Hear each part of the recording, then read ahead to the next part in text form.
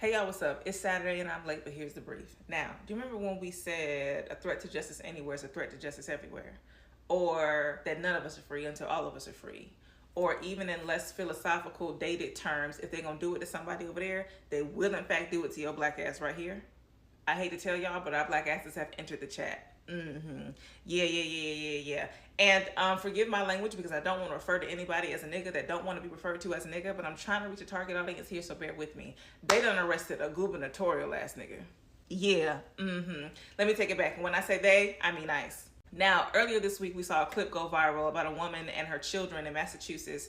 A woman was clinging on to her baby, get detained by ICE. They're trying to rip her and her baby apart. Her teenage daughter running down the street, screaming after them, also detained by ICE. But you also have neighbors, human beings who have empathy and are willing to put their bodies on the line, trying to position themselves between the family and ICE, or demanding for them to show ID, and ICE saying they don't got to show them nothing.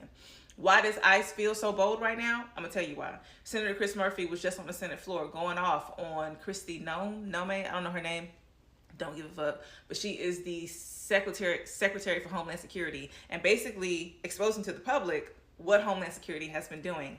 Now, they have been allocating all of their funds to ICE.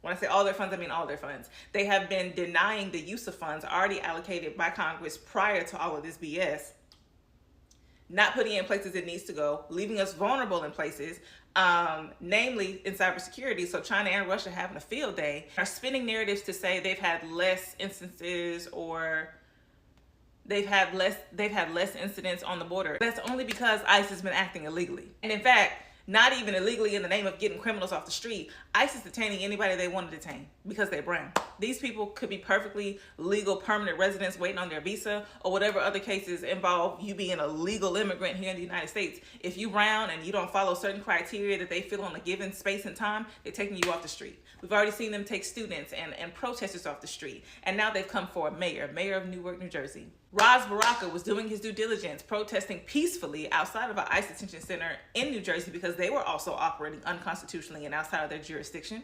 And when ICE had enough of his presence along with other protesters, they came in there and they got him. They also put their hands on 2 federal employees, 2 Congress folks from New Jersey as well. And if you look at the video of Ras Baraka getting arrested, you have all of these ICE, which mind you stands for Immigrations and Customs Enforcement, not police, don't have the right to put their hands on American citizens, much less federal employees, are detaining these people, putting their hands on these folks, and they do not care. Now, why does this matter to you? Again, I put emphasis on gubernatorial because this man is running for governor. And this authoritarian regime is emboldening a group of people who do not have the right to arrest nobody outside of people breaking immigration law and putting them in jail. Ras Baraka is out of jail now. Praise God.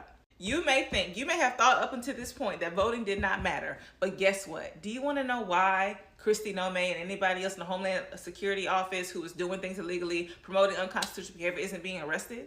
Because when you elected Trump, because when we allowed Trump to be elected, he also selected the Attorney General. And that Attorney General heads up the Department of Justice. They're not arresting nobody. What's wild to me is that what people seem to be forgetting or misunderstanding in the onslaught of information and the speed at which this information is coming. The President of the United States is not legally allowed to do any of these things. But again, when we allowed him to be elected, we allowed someone with immunity to be elected. Yeah, so it doesn't matter if he's doing illegal shit or not. But the thing about it is, he's got agencies just doing what he says, whether it's illegal or not. So what's gonna have to happen is, I'm not even just saying it's voting anymore. Voting is always a part of the solution. Voting is always a part of the solution. I'm going to stand on that. But what I'm also saying, we're going to need some people who are willing to buck the system and protect the American people. Police officers and police chiefs who are willing to stand and face. If you firmly believe that not all cops are bastards, this is your time. Because when you look at the videos of these people being arrested, there is nobody that is able to keep ICE's hands off them and detaining people, because ICE is just taking the authority. They're only going to respect somebody else in uniform. Maybe not even that, but it can't just be us.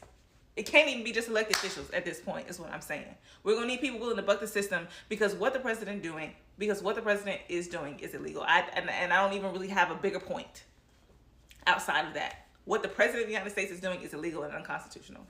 And we're going to need people who are in places of power, who are being affected by this authoritarian regime, this rollout, everybody just getting on board. I need y'all to be on the boat and then turncoat. Yeah. Yeah. Yeah. Mm-hmm. Mm-hmm. That's it. That's all I got.